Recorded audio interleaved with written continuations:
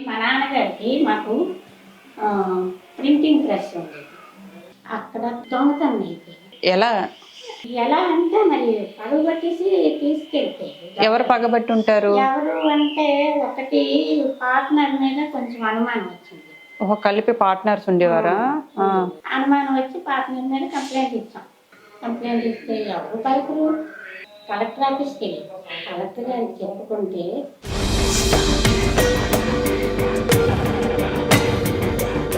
President గారు మాకు న్యాయం చేసి అక్కడి నుంచి 2 కమ్యూనికేషన్లు గవర్నమెంట్కి చెప్తూ మాకు తెలియజేశారు. ఏమని? 20 సంవత్సరాల తర్వాత మీరు పెట్టిన కంప్లైంట్కి రిప్లై వచ్చింది.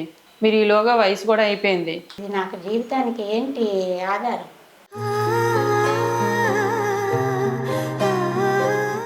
బాధపడకండి. మీరు ఏడుస్తూ ఉంటే నాకు ఇబ్బందిగా ఉంది. నేను వచ్చి మిమ్మల్ని బాధ పెడుతున్నాను. కొంచెం రైస్ తీసుకురండి అమ్మా అమ్మకి.